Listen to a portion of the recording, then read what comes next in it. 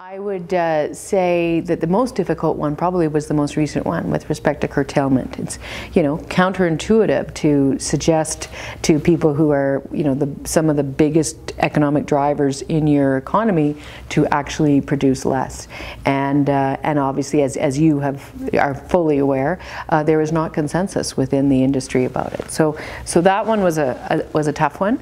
But you know what, we just couldn't continue with that kind of differential in place, and we couldn't continue with the jeopardy that as many in our industry were in.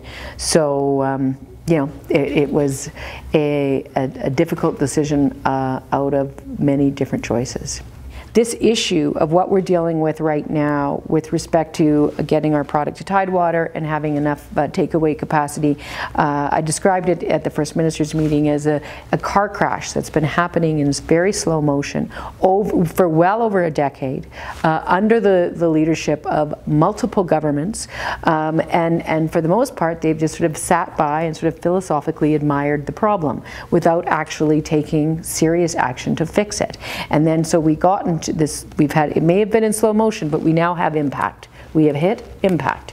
And so now it is absolutely critical that action be taken. So it may just be serendipitous that it happens to be a Liberal federal government that is in charge as we get to this point. The fact of the matter is that the decisions that were made, the processes that have driven us to this point, that's predates this government, the federal government, very definitively. But that's where we're at, and now we have to take action, and we have to be able to make bold decisions. We can't just sit around and say, oh gee, isn't it too bad that we can't get this done? And that's what and the result is that in the role as Premier of this province, just like back in the 80s, it is incumbent upon us to be very strong advocates, both in terms of the engagement we have with the federal government, as well as the actions that we're taking as the provincial government. Because the first part of the year, the price overperformed so much, we're certainly we're on target for this year. In fact, we're ahead of the game for this year, and we'll stay ahead of the game for this year.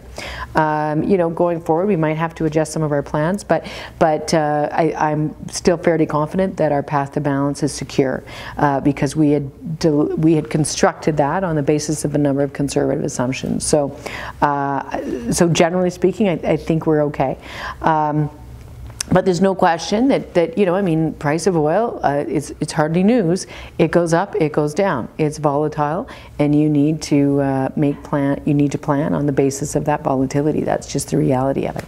And we do know that in the short term that curtailment is also going to have a bit of a negative hit, but we also think that in the out part of the year, that we'll be able to counter that.